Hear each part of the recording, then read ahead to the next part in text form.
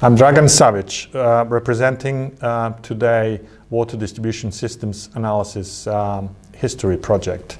The purpose of this project to document the history of water distribution systems analysis, and an important part of it is a series of interviews with engineers, modelers, researchers and practitioners who have made significant contributions to the field of water distribution systems analysis. Our interview today is with Professor Zoran Kapelan from the University of Exeter. Zoran is Professor of Water Systems Engineering and also an academic lead for the Water and Environment Group at the university. He has been in the forefront of water distribution systems analysis since the 90s and continues to make significant contributions to the field. The interview is being conducted on the 3rd of September 2015 in Leicester during the Computing and Control for the Water Industry conference. And I will start with a first question. Zoran, much of your very early work was done in the industry, and later on you decided to move to an academic career. Can you tell us about this early work, please? Well, thank you for that question, Dragan. Yes, I graduated from the University of Belgrade in civil engineering in 1989, and I had a bit of unusual route into academia because for the first 10 years of my career I stayed really in the consulting world. So soon after graduation I joined the large corporation, large company dealing with business of civil engineering, and I ended up really in the hydropower plant systems group. So I was really in my early days, for the first years of my career I was dealing with those kind of issues, designing those kind of systems, large open reservoirs, dams and so on.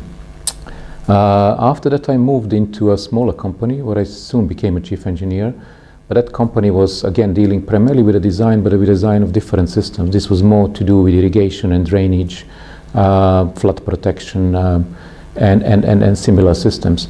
Now during that period, during those 6 years where I stayed there, I started gradually being involved in the design of some smaller urban water systems, both distribution and wastewater. Can you tell us a little bit more how that transition from much wider kind of water systems analysis and design, you moved into water distribution systems analysis? Yes, well, basically, as you know very well, I came to visit you in Exeter for the first time in '96. I was always interested in research topics and potentially joining academia, and I had several offers back home to do that. But when I visited Exeter for the first time in '96, I was really exposed to a number of research challenges and issues in the area.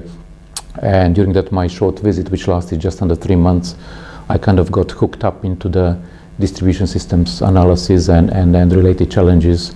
And that's where pretty much my kind of research career kicked off.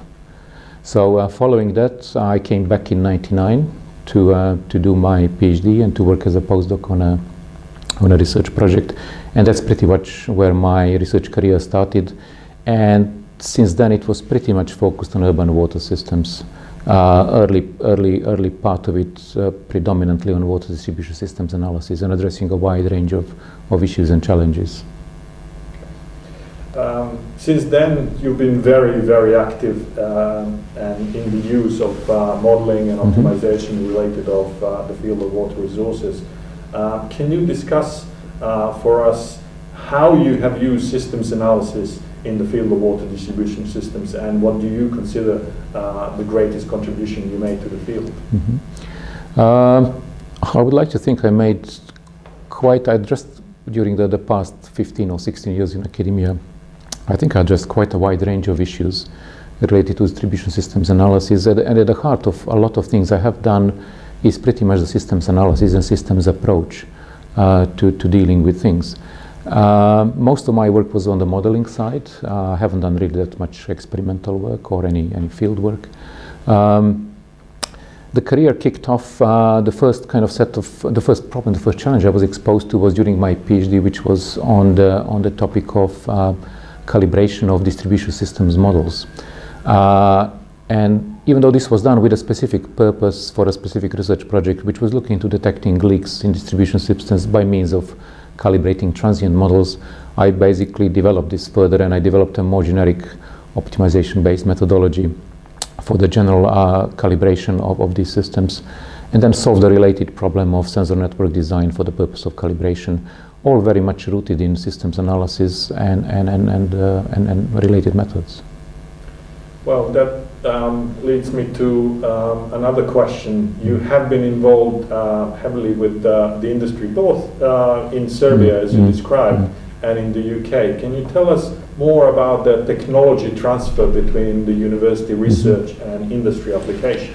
Yes, I've been increasingly working on this, and as you very well know, this is an increasingly important issue in the UK and worldwide.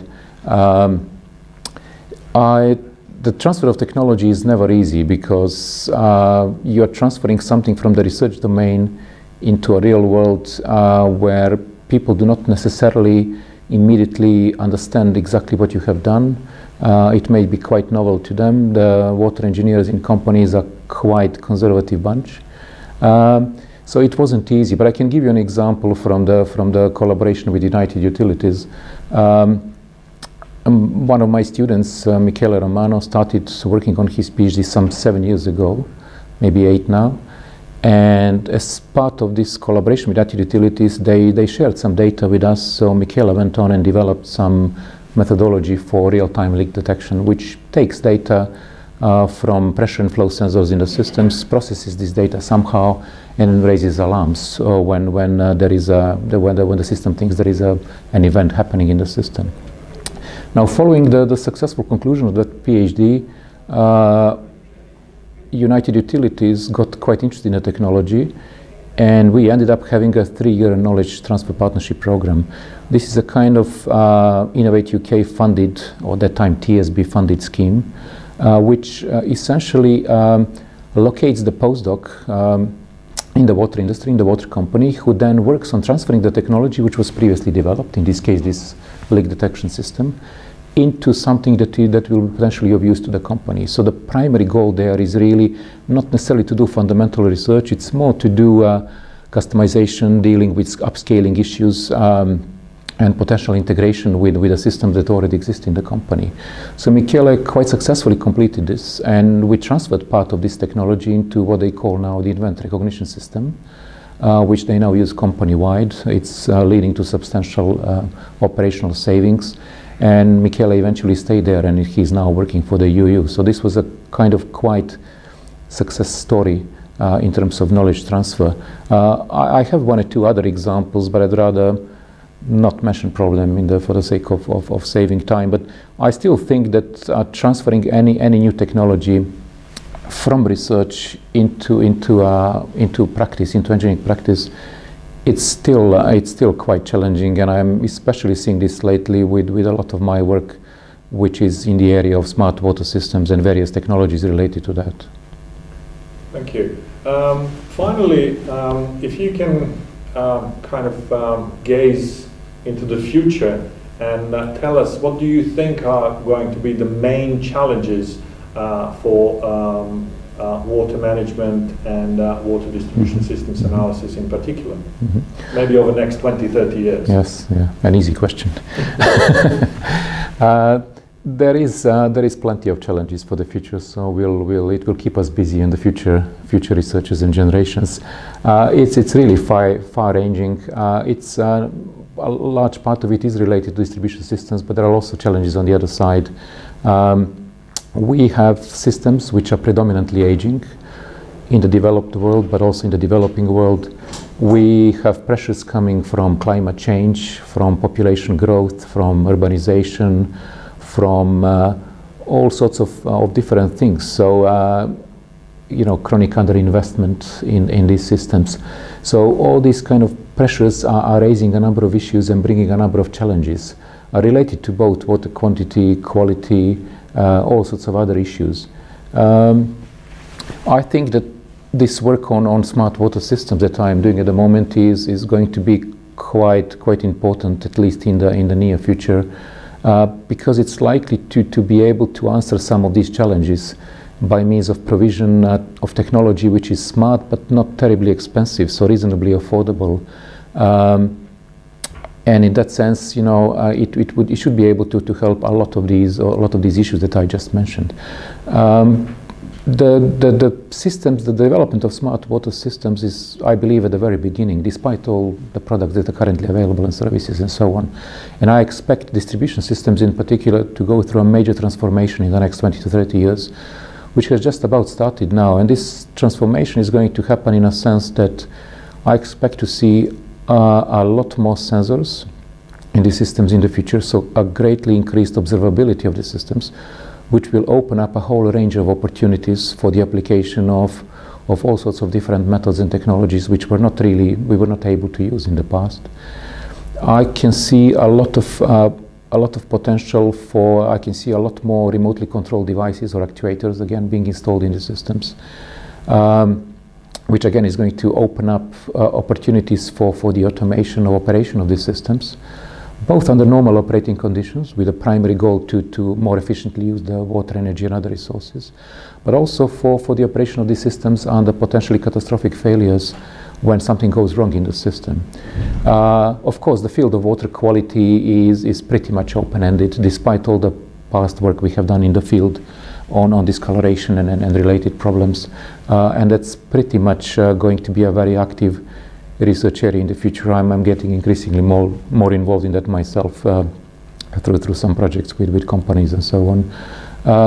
There is always an issue of a general supply-demand balance, and that one is pretty much coming up on the agenda in the UK as well, as you know very well, especially in the southeast of the country. So people tend to think of England as a country where it rains a lot, so there are no supply-demand issues and so on.